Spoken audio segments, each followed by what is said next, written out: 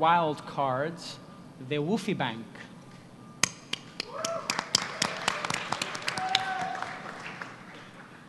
Hello, everybody. It's been a long day, so we are the last ones. Hang on there. My name is Santiago Siri, my good friend and partner Martín Añasco, and we are the co-founders of a non-profit organization called the Whuffie Bank. Now, like any ordinary bank, we are here to talk about money. And the printed bill that you can see on the screen right now was the consequence of an information technology that existed 500 years ago, the printing press. Sometime after that, a new instrument, like the computer, enabled new forms of financial instruments on the modern world, like the credit card. And today, we live under the realm of yet a new kind of information technology everyone in this room knows very well, the internet and social networks. As we interact more and more on online services such as Facebook and Twitter, the influence we have with other people is starting to become our social capital, leading to a new kind of economy where reputation matters. So we set out to build the first reputation currency with the Whuffie Bank. Let's check it out. So here we are at the website, and the main purpose of our organization is to measure your online reputation based on the activity you have on the most popular social networks out there. We currently support Twitter, and Facebook is coming very soon. To begin with, it's very simple. You just enter your own username from Twitter, and you'll be able to access your own Whuffie Bank's account. Let's see Jason's. As you can notice on the screen, Jason currently has around 2,600 Whuffies. Where does this number come from? If we scroll down a little bit more, you can see a chart that displays Jason's reputation evolution through time.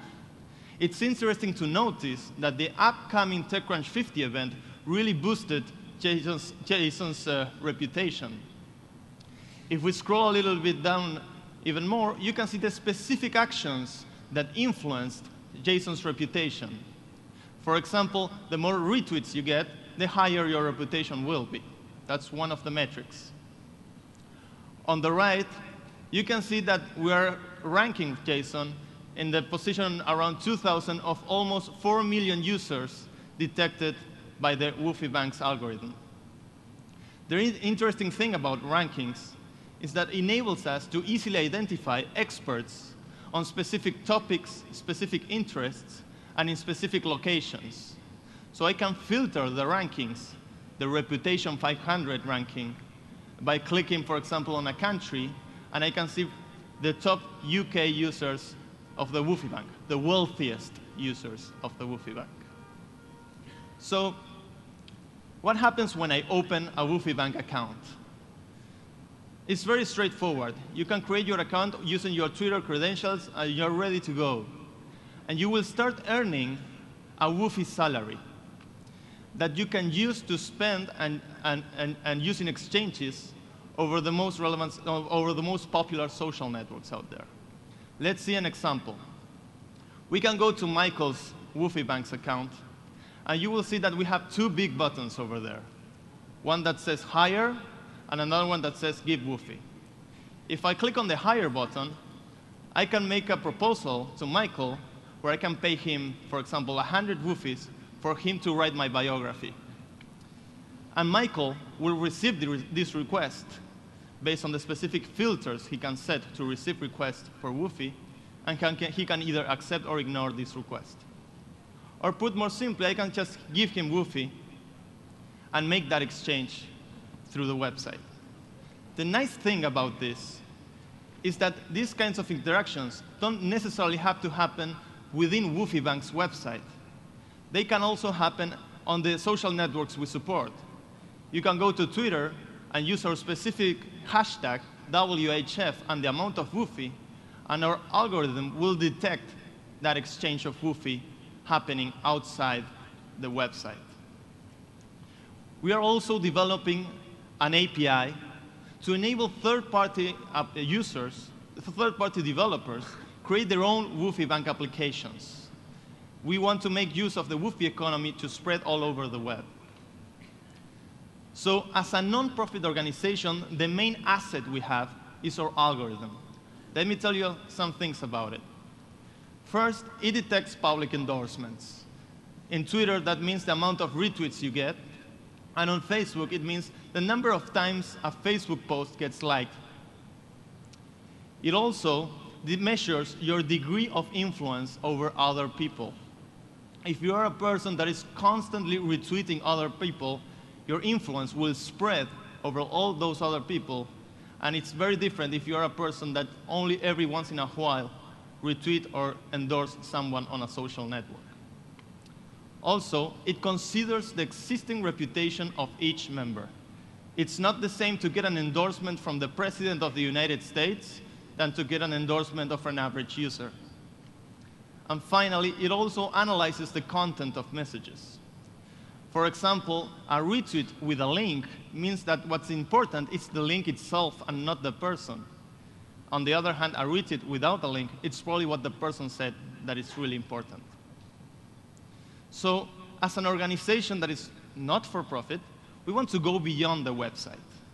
We have a lot of crazy ideas, from letting you print your own Whuffie bills and start using this currency on the real world, or even let you use our exclusive Whuffie Bank credit cards that you can see over here, and start making use of the Whuffie Bank account. You can grab these cards, by the way, on our demo pit table. It's under the same spirit of an organization like Creative Commons, where they started to rethink the relationship we have with our ideas through the copyright contract, that we want to build a non-profit and open organization that starts to rethink the relationship we have with our values and the money contract. We are the Whuffie Bank, and we want to invite you to join us in our cause to build a world where only those that do good and well unto others are the richest. Thank you.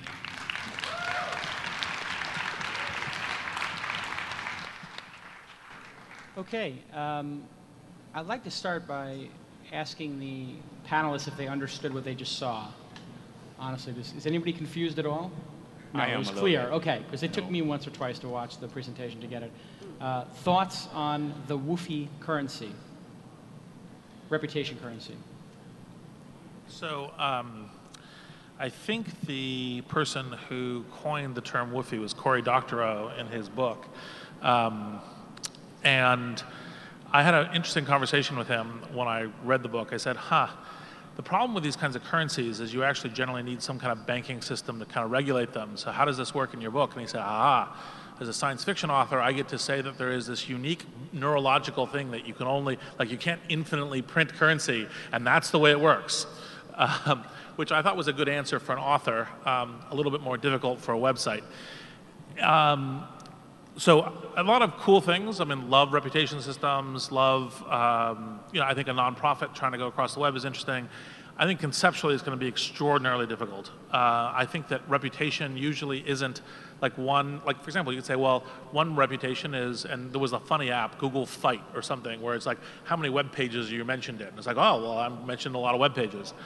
I think it's going to be very difficult to make it mean something, and I think that usually reputation tends to be heavily based on your actual personal network and tends to be context dependent.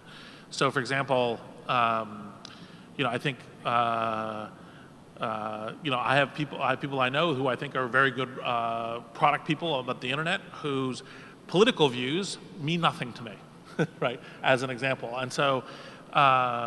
That kind of thing is all the kind of complexity I think will be difficult to go, but as a concept, I think it's cool. Thank you. Yes. Dick, any thoughts on this? So, I was just thinking about Reed's comment, and the interesting thing about these virtual currencies, I mean, it's kind of it's a virtual currency, right? Is that even when they're not scarce, because for the reasons Reed just mentioned, you can you can make people think they're scarce, right? So in Zynga, in Mark's Texas Hold'em poker app, chips cost a certain amount of money, right? Well, it doesn't cost Mark any, chips are just, it's text he sends you that says you have 100 chips, right? But because of the game that you're playing, you get a sense that the chips cost money and have value, and you can lose them and they go away and so on and so forth. But in reality, there's an infinite number of chips, and Mark just keeps printing them and selling them to people who play Texas Hold'em poker. So there are ways to, incite scarcity, right, from where there's really abundance. And I agree, it's a big challenge to do it, but it's not impossible. We saw, there were things like this before, right? Flus, right? It's not the same, obviously. That was a for-profit thing and was horrible, and this is Beans interesting. was the other one, right? Beans was with an Z, I think. Yeah, I just remember the Whoopi Goldberg ads for Flus that were miserable. And those I think didn't get the ball rolling in the way that Mark did with his social games. So maybe again, getting back to the thing I said with Clickster, there's an element of gaming that you introduced here that kind of gets the ball rolling. I don't know. So Dick, you get some Whuffie from me. Yeah. I'm still confused about, I want to hear in one line, what do I get?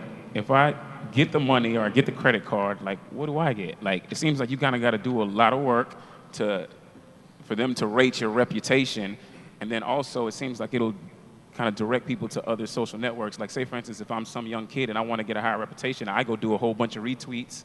I go, just do all this stuff to try to get my reputation up. And I don't know, it seems like it could be kind of you could fake it.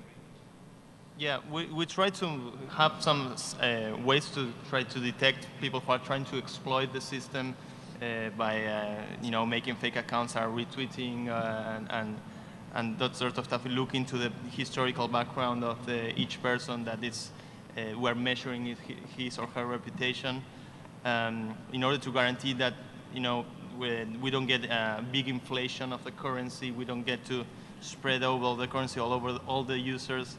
The interesting thing about this project is that it changes a little bit the relation you have with money because it's not sustained on an accumulation of work or an accumulation of capital. It's very much in order to be wealthy with the Whuffie Bank, you have to be a person that is respected by other persons that are relevant and that are important.